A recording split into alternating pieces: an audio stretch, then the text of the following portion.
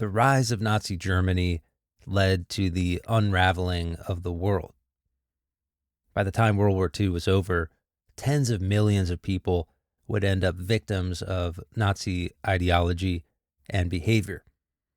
The reality of that devastation has led historians to consider some of the most important questions in the study of history. How does something like the rise of Nazi Germany happen? Why does it happen? Who's responsible? What is fascism? What did it mean to be a Nazi? What role did the average person have in the development of the Nazi state? How responsible can the ordinary person be in the development of a great evil like Nazi Germany? How did Nazism infect schools, institutions, bureaucracy, the media? Just how racist and anti-Semitic was the average person in Germany at the time? Why did the Holocaust happen? Who were the killers and why did they do it? And an important question that shouldn't be overlooked, did anyone stand up to all of this evil? Who resisted and how did they go about doing it? What you're about to hear is just one small part in a podcast series I've created called Nazi Germany and the Battle for the Human Heart, which attempts to answer all these questions in the specific context of Nazi Germany, and to show that, as William Faulkner once said, the only thing worth writing about is the human heart in conflict with itself. I made this series several years ago, but I just added some brand new content here. There's a new introduction and a new conclusion, and about an hour's worth of total new stuff. So this particular episode looks at fascism as an ideology and some of its main characteristics. But again, this is just one part of what is basically now a 6.5-hour audiobook. You can get the full series on my Patreon page at patreon.com/reflectinghistory. There's a link in the show notes that you can click. You can make a one-time purchase of this series, Nazi Germany and the Battle for the Human Heart, or you can sign up to be a member for a few bucks a month to get access to the series and all of the rest of the bonus episodes that I have and video essays as well. So if you like this episode, you can consider doing that. You can also join the Patreon for free for podcast updates, monthly recommendations, and some other perks. And with all that out of the way, hope you enjoyed the episode. Thanks for listening.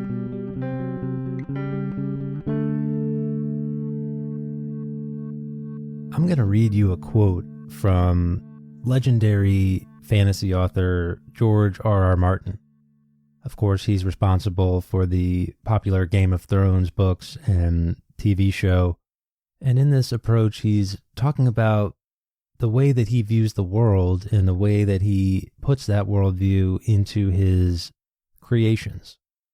But in this quote I'm about to read, every time George R.R. Martin says the word fantasy or fiction, in your head, I want you to replace those words with the word history. So here it is, quote, "The battle between good and evil is a legitimate theme for a fantasy, or for any work of fiction for that matter. But in real life, that battle is fought chiefly in the individual human heart. Too many contemporary fantasies take the easy way out by externalizing the struggle, so the heroic protagonists need only smite down the evil minions of the dark power to win the day. And you can tell the evil minions because they're inevitably ugly and they all wear black. But I wanted to stand much of that on its head. In real life, the hardest aspect of the battle between good and evil is determining which is which." End quote. When you learned about fascism in your high school history class, you probably saw the bad guys. You saw the Nazi tanks and planes and the bombings, and you saw the Gestapo and the stormtroopers and the concentration camps and the SS. You probably saw the menacing figure of Hitler giving speeches at podiums draped with giant flags and military regalia. But what you probably didn't see were the millions of ordinary Germans, families, workers, teachers, doctors, lawyers, ordinary people who seemingly nonchalantly supported one of the most dangerous, reckless, and evil regimes in all world history.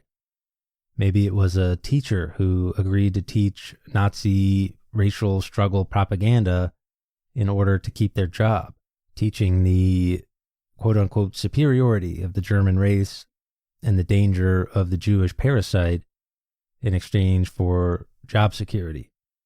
Maybe it was a lawyer who joined a pro-Nazi organization in order to network a little bit better. Maybe it was a family who took part in the Nazi Party program's Strength Through Joy program, which offered vacations and fun to families willing to undergo a little bit of ideological indoctrination. Maybe it was the neighbor who stood by and watched as a Jewish synagogue was burned to the ground. Finally, it was a neighbor, friend, or even a relative who stood by as Jewish families were deported to the concentration camps. The thing about fascism is that it's easy to recognize the end result. It's easy to see the wars and the destruction and the killings and the violence that inevitably come at the end of the fascist path.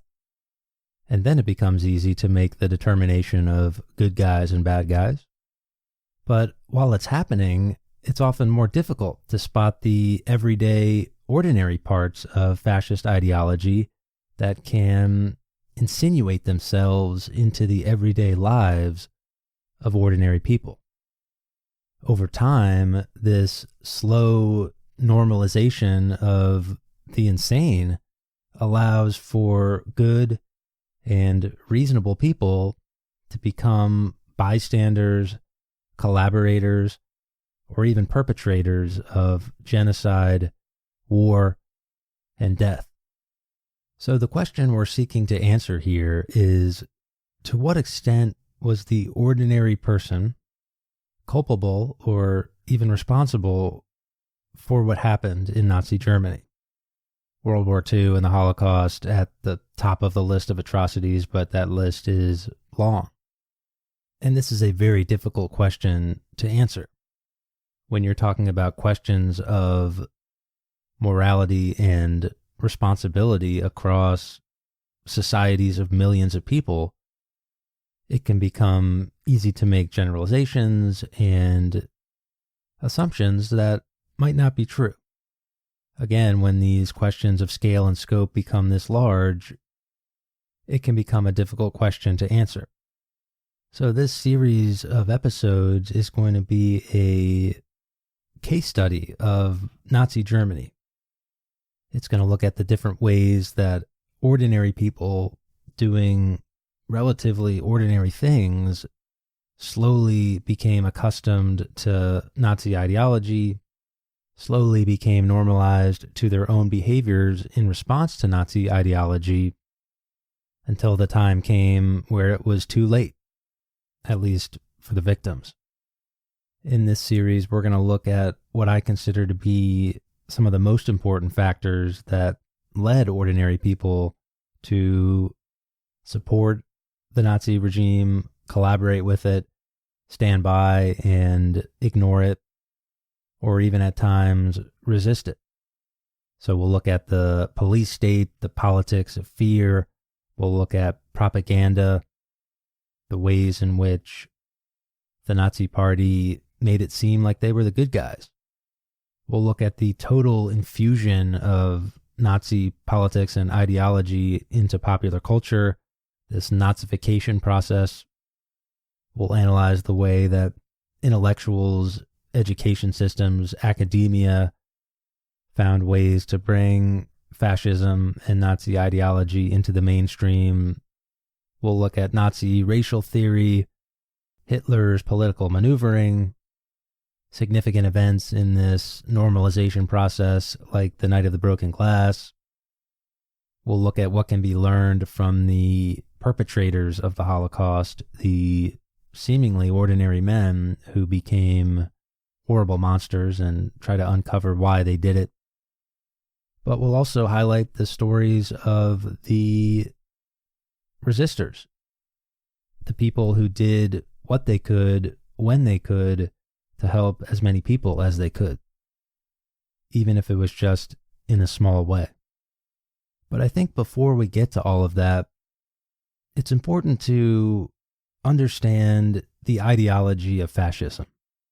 And it's also important to understand the individual components that make up fascism and how, in some ways, these individual elements separately can be appealing to people.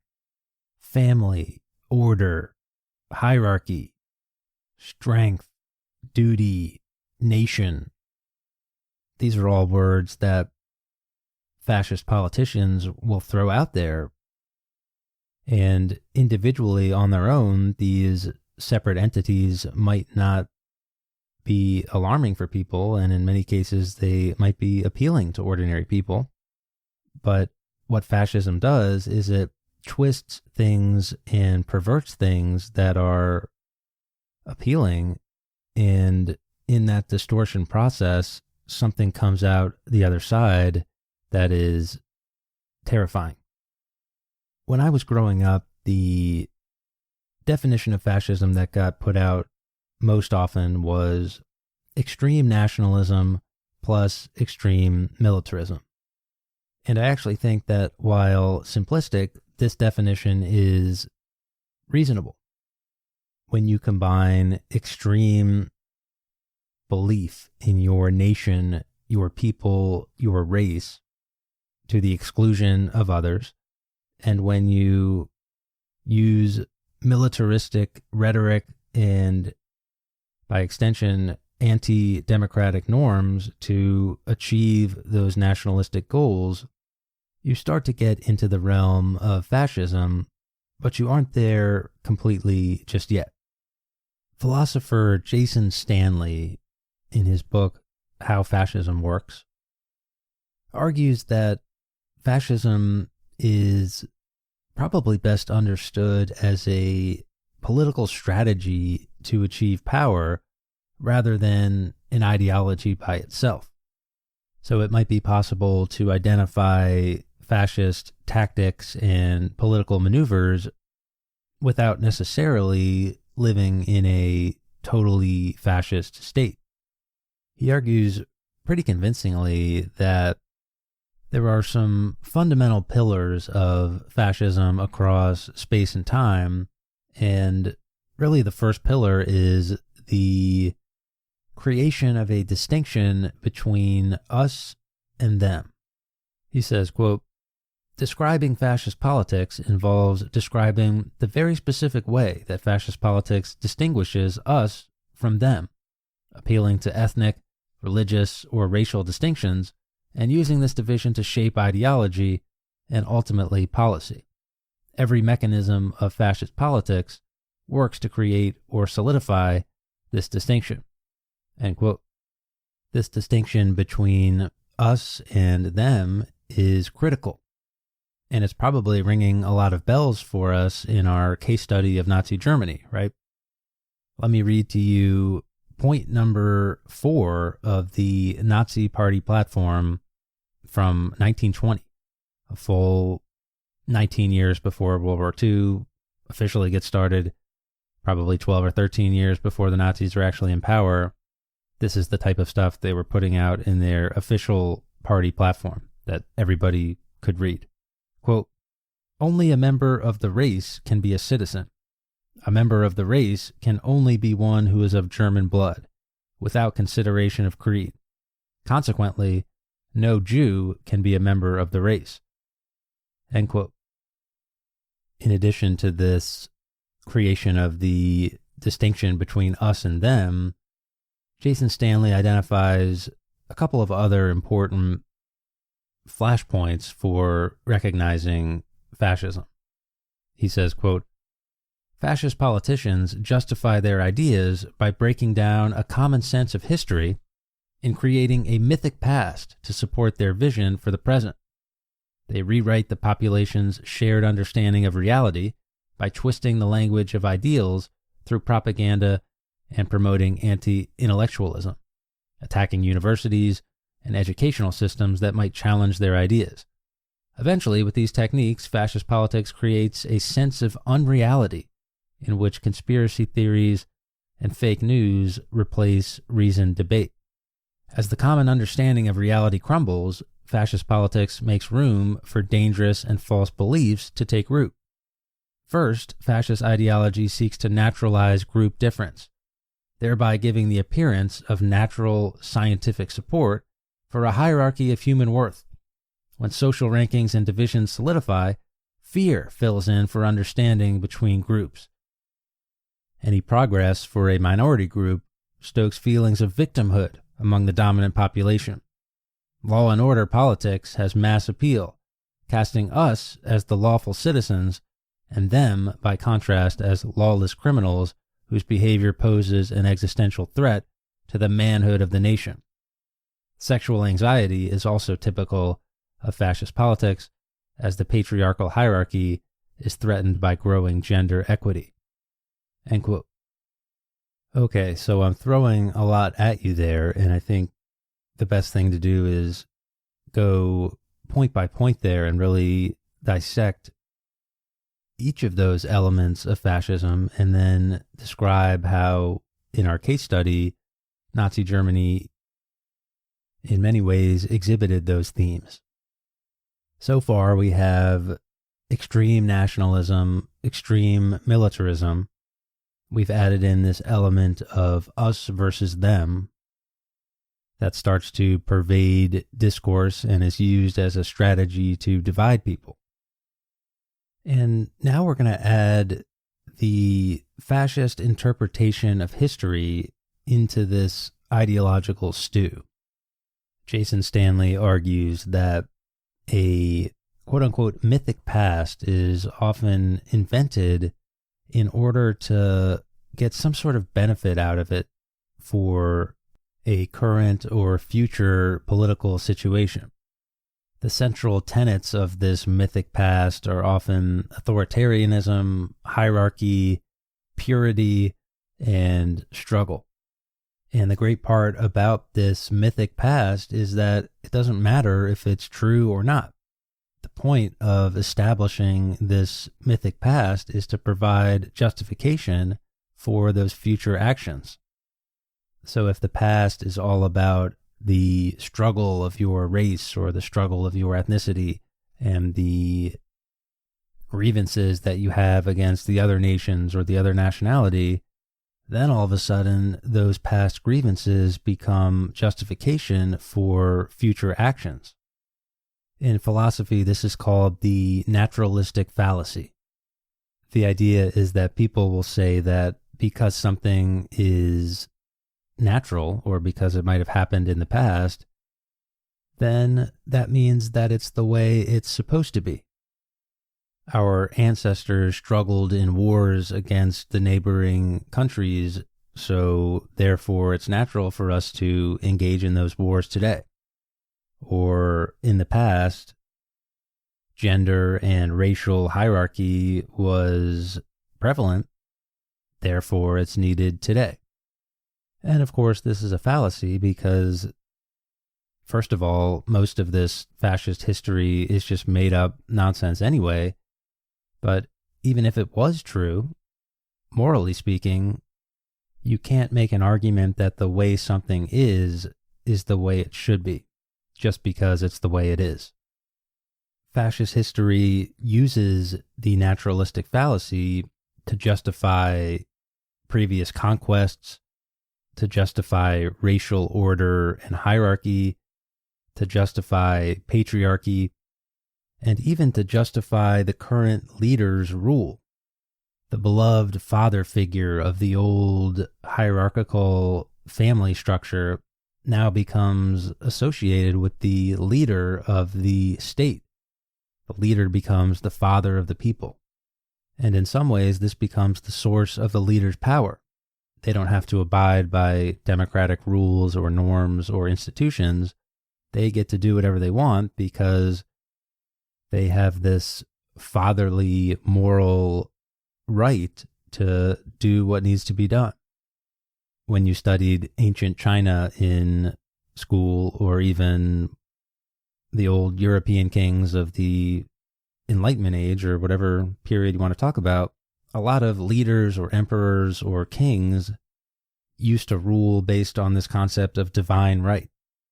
We don't need democracy or any sort of social contract with the people because the king was put in charge by God.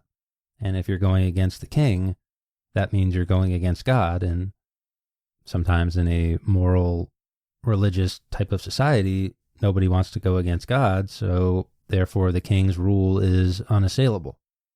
And of course, all of this highlights the importance of actual history, real history. And when that starts going away, when that starts getting replaced by these narratives of the past based on hierarchy and conquest and struggle, and when history starts getting presented as the us versus them story or the in-group versus the out-group, that could be a sign that it's time to start wondering what's going on. Benito Mussolini, fascist dictator of Italy in the 1920s, once said, quote, "We have created our myth. The myth is a faith, a passion. It is not necessary for it to be a reality. Our myth is the nation. Our myth is the greatness of the nation. And to this myth, this greatness, which we want to translate into a total reality, we subordinate everything." End quote. That quote, and really the whole way that fascism views history, opens the door to a lot of other central tenets of fascism, which are pretty much encapsulated by that Mussolini quote. One of them is the idea of unreality. So in philosophy, the concept of truth and what truth means gets debated quite a bit. What is truth? What is knowledge? What qualifies as knowledge? Is it just justified true belief? Is there something else involved? But the point is, in fascism, there is no debate about that. None of that matters. Truth is totally replaced by power. Anything that is going to further the narrative of us versus them is now allowed. And just as in the history that can be rewritten and fabricated, now culture and conversation can be fabricated. Lying without consequence is now on the table. Conspiracy theories are now on the table.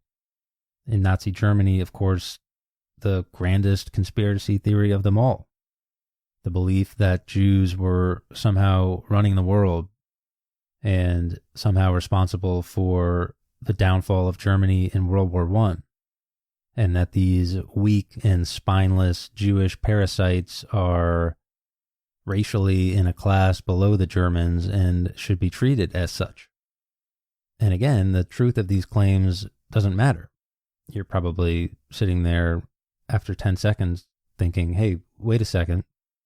These people are supposed to be weak and spineless, but they're also strong and powerful enough to take over the world? How does that make any sense? But as frustrating as it is, you might be missing the point, because the goal for the Nazi or the goal for the fascist is not to convince anyone that things are true. The goal is to discredit the outgroup. The goal is to discredit the people that aren't us. By appealing to irrational fears and biases, in a weird way, this can actually work to the fascist advantage. Truth is hard. It requires knowledge and perspective and debate. Lying is easy. You just have to make whatever you're about to say match with what you just said.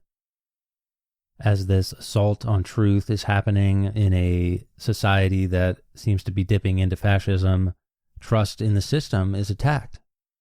And the fascist leader seems to be authentic. He seems to be honest. He seems to be just speaking his mind.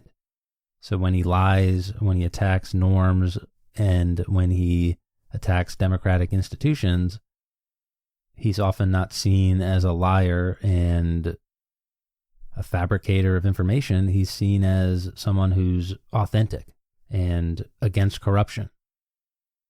While this environment of unreality is being spread, and while it's absorbing the culture around it, of course, it's going hand in hand with anti-intellectualism. Education, expertise, intellect are all devalued. Educational systems that are based on knowledge and wisdom and morality are totally twisted and attempted, at least, to turn into a pillar of the fascist state. In his book Mein Kampf, Hitler said, quote, "All that we admire on this earth, science, art, technical skill, and invention, is the creative product of only a small number of nations. All this culture depends on them for its very existence. If we divide the human race into 3 categories, founders, maintainers, and destroyers of culture, the Aryan stock alone can be considered as representing the first category." End quote. This is really the center of the bullseye in Nazi education. There's an episode coming that deals with this education issue much more in depth, but the idea is that education exists for the sole purpose of promoting this mythic past idea. The only things worth studying or learning about are the things that we did good. It becomes a team sports mentality, even down to the education system. Us good, them bad. Jason Stanley says, quote, "In fascist ideology, the goal of general education in the schools and universities is to instill pride in the mythic past. Fascist education extols academic disciplines that reinforce hierarchical norms and national tradition. For the fascist, schools and universities are there to indoctrinate national or racial pride, conveying, for example, where nationalism is racialized, the glorious achievements of the dominant race." End quote. Again, expertise, science, knowledge, wisdom, these are all meaningless terms. Fascism has leaders who are, quote unquote, men of action. They don't have time to be bothered with the, quote unquote, feckless intellectuals prattling on about knowledge or expertise or wisdom. Of course, this has the side effect of removing these people from the public discourse, and whoever is strongest is going to end up controlling culture. Fascism values emotion over reason, but it also uses reason or some form of bad logic to justify things that might seem horrible to the ordinary person. The naturalistic fallacy is a good example of this that we talked about earlier, where there seems to be this veneer of a reasonable argument that falls apart under close scrutiny. And this veneer of reason is something that permeated all levels of Nazi propaganda, which of course was just totally pervasive throughout Nazi society. Propaganda was supposed to be simple, effective, and appealing to people's emotions, fears, and passions.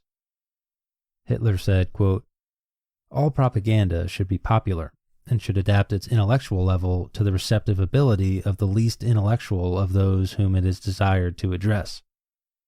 Thus, it must sink its mental elevation deeper in proportion to the numbers of the mass whom it has to grip. The receptive ability of the masses is very limited, and their understanding small. On the other hand, they have a great power of forgetting. This being so, all effective propaganda must be confined to very few points, which must be brought out in the form of slogans." End quote. Nowhere was Nazi propaganda as simple and obvious and as fear-mongering as it was in the realm of hierarchy. In the case of Nazis, of course, the racial hierarchy of the superiority of the Aryan race and the parasite of the Jewish race. But in other fascist societies, it might not be based around racial hierarchy. It might be based on other types of hierarchy. And just by the way, you might be thinking to yourself, wait a second, is Judaism a religion you subscribe to? or is being Jewish a racial or ethnic fact of your genetics? And we'll be getting to these questions and how the Nazis tried to answer them in later episodes. But anyway, as we already talked about, fascists, and in particular the Nazi Party, loved hierarchy. And it's all based on the naturalistic fallacy that we talked about earlier. In nature, it's either dominate or be dominated. And the fascist, therefore, thinks in terms of dominance. Since that's the way that it was in nature, that's the way history seems to have played out, so too must it be in politics. And if we can't dominate our opponents, the only possible alternative for the fascist is that we will get dominated. So politics becomes a zero-sum game of dominance. It becomes team sports. And in order to win, it requires the demonization of your enemies. And there's this extra trick of fascism where the hierarchy becomes associated with meritocracy for the dominant group. They are on top, not because it's natural, just like they argued a second ago, but now they're on top because they earned it. And this creates victimization and anger when a perceived other group advocates for equality, because they haven't earned it. Empires in decline are often susceptible to fascist politics. You can think about, for example, the Ottoman Empire and the political machinations there that led to the Armenian genocide, because as the hierarchy collapses, as the myth of superiority reveals itself, and as the structural issues of a society begin to crumble, the illusion of hierarchy and superiority is all the more potent. Trying to cling on to that last vestige of order as the world crumbles around you can lead to big problems. What's interesting is that the work of social psychology seems to show that humans on some level, maybe it's by their nature, or maybe it's the way they've been conditioned over time in certain societies, but social psychology seems to show that humans like hierarchy. They like structure, they like order, they like sameness, they like things to be predictable. The work of Stanley Milgram, of course, shows that people are willing to listen to authority figures even if it means essentially killing somebody else. The work of Solomon Asch seems to show that conformity and following along and sameness is something that can be repeatedly exploited in many, many people. We do see this distortion happening again, where in and of itself, hierarchy isn't always bad, order isn't always bad, structure isn't always bad. It's not bad to have a patriotic view of your country or your nation. It's not bad to care about history and to care about struggles throughout history. That seems normal. That seems human. But it's the distortion of these values by fascist politics and the strange combination of these different elements that create this monster of fascism. And it becomes all the more difficult to separate the good guys from the bad guys because a lot of these values are not on their own inherently bad. Another central tenet of fascism is the concept of victimhood. A lot of times this is connected with nationalism, and it's connected with the past oppressions, and sometimes these past oppressions are historically accurate, where the in-group can now say that they're the victim of some other group, and therefore they're justified in doing whatever it might take to remove them from power, or worse. They say the road to hell is paved with good intentions, and the road to extreme nationalism is paved with victimhood, even if it means using atrocities that happened thousands of years ago as justification for future conquests. In Nazi Germany, we see this concept of victimhood playing out really over and over and over again. We're going to see this. Nazi propaganda painted the Jewish population of Germany, which was less than 1% of the entire population, by the way, as the enemy. And it was actually the German majority who were the victim of these parasites who were leeching off of the German system. So as the Jews were being persecuted against, as they were losing their civil rights, as they were being beaten and murdered in the streets, as their synagogues were burning down, it wasn't they who were the victims. It was actually the Nazis who were the victims of having to deal with this Jewish situation. Once you become the victim, then the next phase of fascist ideology can take place, which is law and order, according to Jason Stanley, at least. And ironically, law and order is not about laws or orders or values or morals or justice. It's about making laws so that the in-group can benefit and the out-group can be expelled. There is this concept of purity, where the in-group needs to remain pure and can't really associate with the out-group, otherwise it loses its pure nature. In psychology, there's a term called the fundamental attribution error. It means that most of us, when something bad happens to us by somebody else, we tend to think that person is a bad person. We tend to assign character traits to their actions. But when we do something bad ourselves, we don't think that we're bad people. We just think that we were stressed or we were in a bad situation.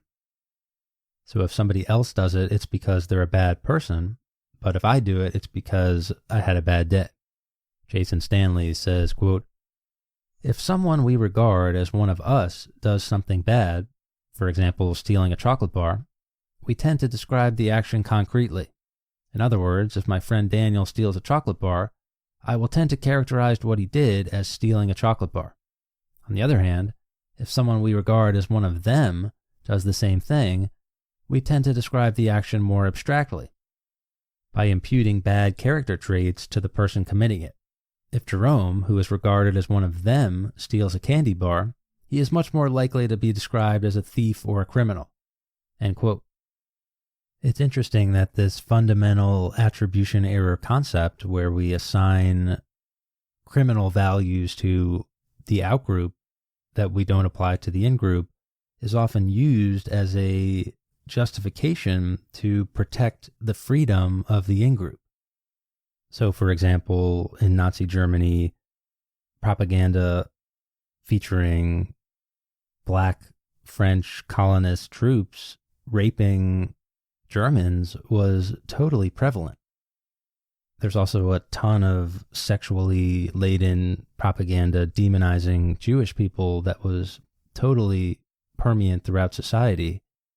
And the purpose of it was to take groups that were trying to gain a little bit more equality, especially at the time, given the racism of the era, given the structure of patriarchy and the role of women in society. The same thing could be said for homosexuals, of course. And these groups fighting for equality, or even just exercising basic standards that the in-group is benefiting from, those groups trying to get onto a level playing field isn't a march towards freedom. It's an assault on the freedom of the in-group.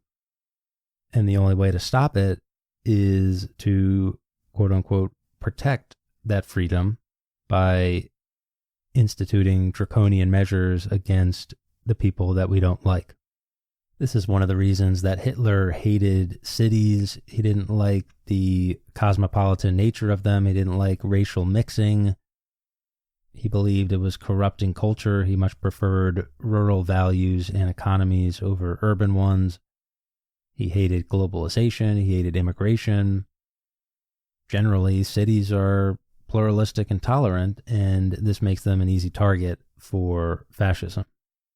Given this us versus them mentality that we've been talking about, there is a place for welfare in a fascist system, and in the Nazi system, there was welfare.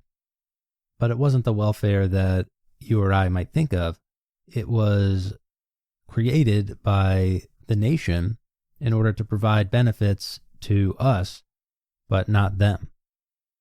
And we'll talk about this a lot more, but a welfare state was replaced by a pilfering state, taking from them and giving to us. The amount of just blatant pilfering and corruption in the Nazi economy was just out of control.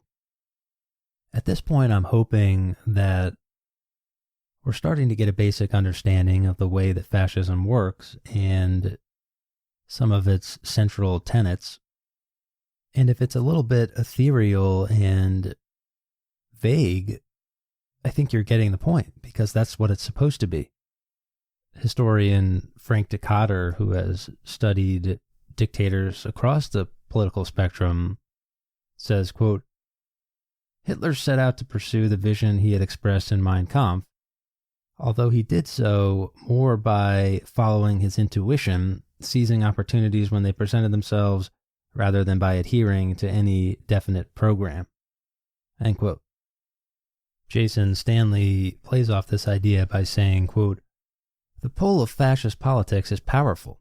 It simplifies human existence, gives us an object, a them whose supposed laziness highlights our own virtue and discipline, encourages us to identify with a forceful leader who helps us make sense of the world, whose bluntness regarding the undeserving people in the world is refreshing. End quote.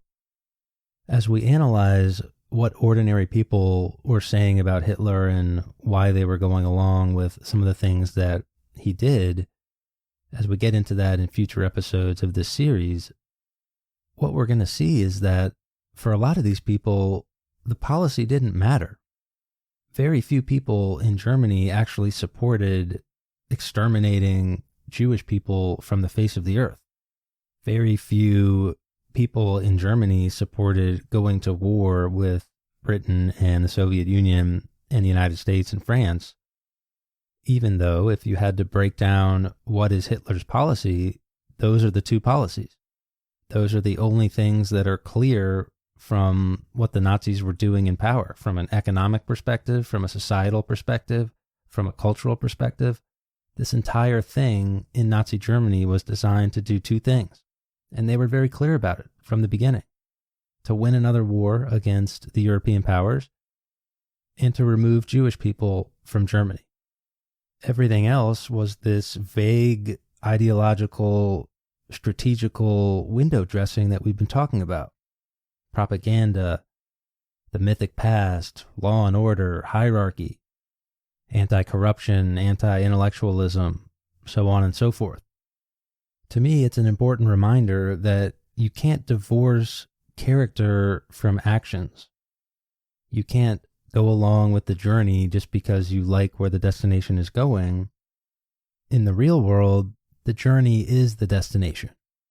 And if the ends always justify the means, then it's worth questioning where those ends are going.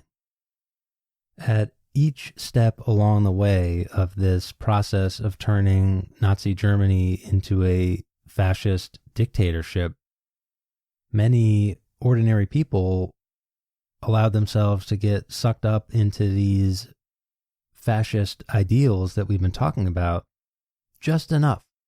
Maybe they didn't totally believe everything they heard. Maybe they weren't actively joining the party or campaigning for Hitler.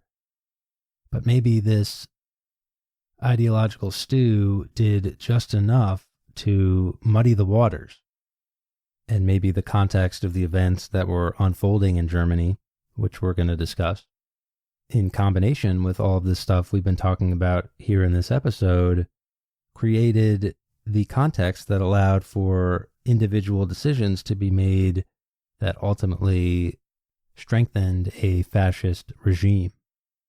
And at every step along the way, that process of normalization and those individual decisions that slowly crept people towards the abyss, those decisions and those situations, in my opinion, are always extraordinary because of how ordinary they are, which highlights that doing the right thing, thinking in terms of equality, and in terms of values and principles, commitment to ideals and democratic norms, this stuff is tough.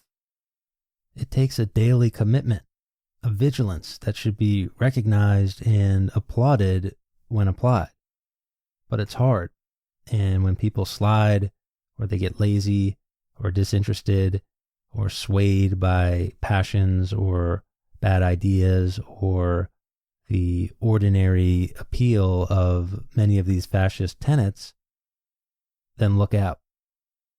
To bring it full circle to the fantasy analogy we were making at the beginning of the episode, it's a bit like Sauron from Lord of the Rings.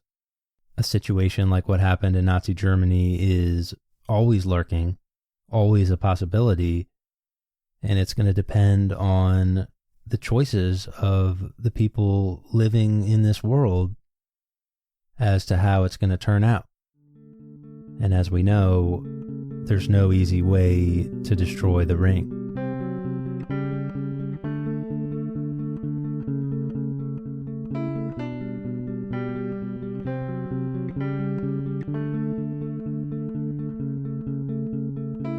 If you enjoyed this episode, you can subscribe on Patreon for bonus episodes and other perks. You can also join the Patreon for free to get a monthly recommendations email and a sneak peek at what's up next. You can support in other ways, of course, by leaving a rating or review in your podcast app, by following on social media, YouTube, TikTok, Instagram, etc., by sharing with a friend, or simply by continuing to listen. You can also sign up for the email newsletter that I've been working on. Links to all of this stuff are in the show notes. Any comments or suggestions you can send to reflectinghistory@gmail.com. Thanks for listening. As always, that's it for now.